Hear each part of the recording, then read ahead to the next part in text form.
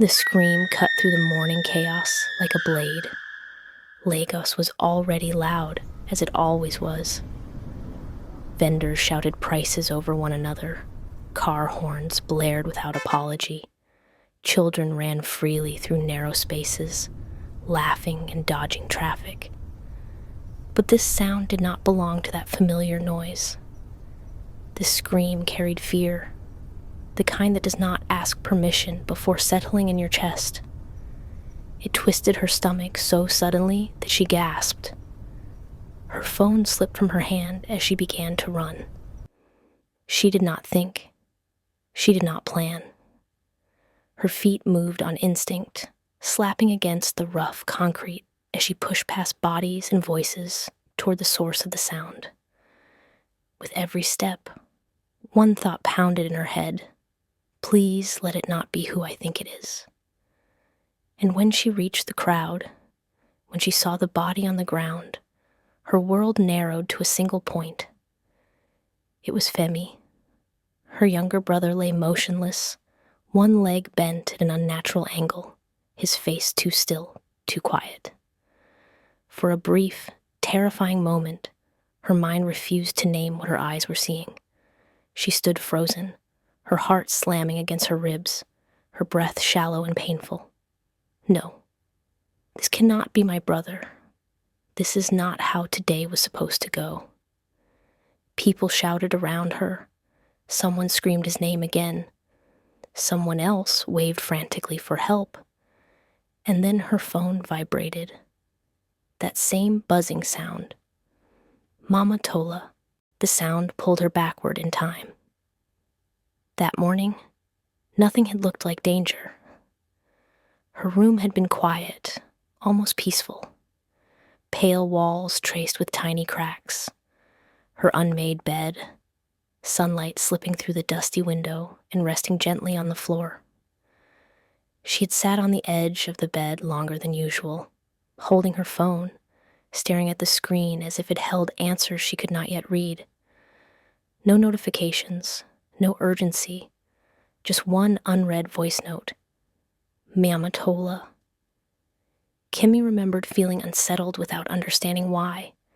She told herself it was stress, or hunger, or worry about money. Anything but a warning. I have bills to pay and work to do, she had murmured, placing the phone down. I cannot start my day with fear.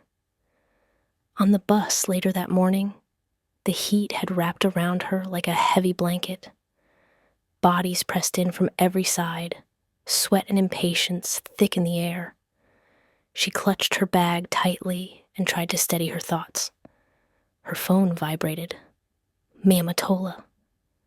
Her hand hovered over her bag. For a moment, she considered listening. For a moment, she imagined Mama Tola's voice saying something she did not want to hear. She pushed the thought away and whispered, "Not now." At work, nothing went smoothly. Machines stalled. Papers piled up. Her boss spoke sharply, reminding her of deadlines she already feared. With each passing hour, her chest grew tighter. Her phone buzzed again. Mama Tola. I can't deal with this right now, she told herself. I need solutions, not prophecies. By lunchtime, she sat outside on a low, concrete step, pretending to scroll through her phone so no one would notice the emptiness in her hands or the hunger in her stomach. Her thoughts wandered restlessly until her friend mentioned an interview. Immediate work, immediate pay. Hope rose in her chest, fragile but real. Maybe this is my breakthrough, she thought. She stood quickly, her phone vibrating again in her hand. Mama Tola. She ignored it and walked away. Now standing over her brother's body in the street, the sound of that vibration echoed painfully in her memory. In time, she understood Mama Tola kept calling to warn her to pray. The hospital swallowed her whole. Bright lights, rushed voices, the sharp smell of antiseptic. Nurses moved quickly, speaking in terms she struggled to understand. Doctors asked questions she answered mechanically, her voice sounding distant even to herself. When the doctor finally spoke to her, she searched his face desperately, trying to read hope between the lines. Head injury, internal bleeding, critical condition. The words landed heavily. "This is my fault," her mind whispered immediately. "If I had listened, if I had prayed, if I had called back." She sat beside her brother's bed that first night, staring at the machines attached to him, watching the slow rise and fall of his chest. Every beep felt like a reminder of how fragile his life had become. She tried to pray. The words would not come easily. When they did, they were messy, broken, filled with fear rather than faith. "God, I don't even know what to say.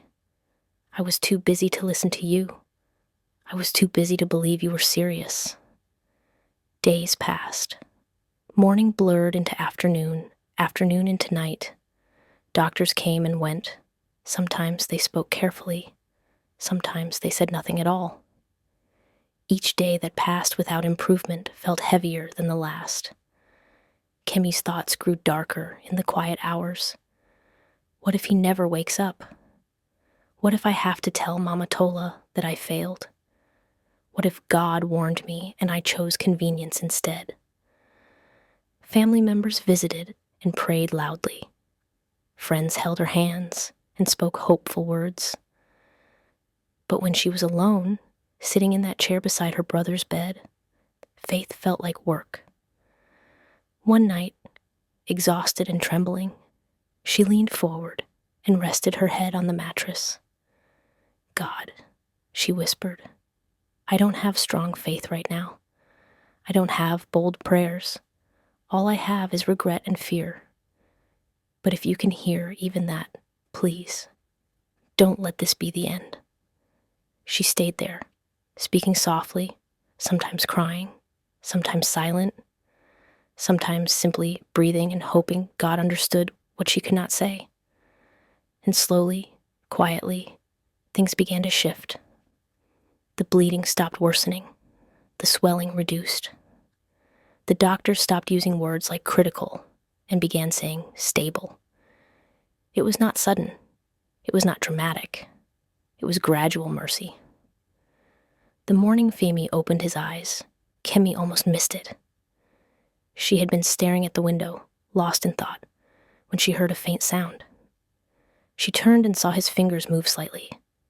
Then his eyes fluttered open. Alive. Weak. Confused. But alive. Her knees gave way as she cried, not loudly, but deeply.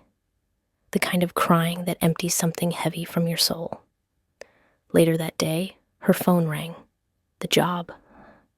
She listened quietly, thanked them, and ended the call. For the first time since that morning, she understood something clearly.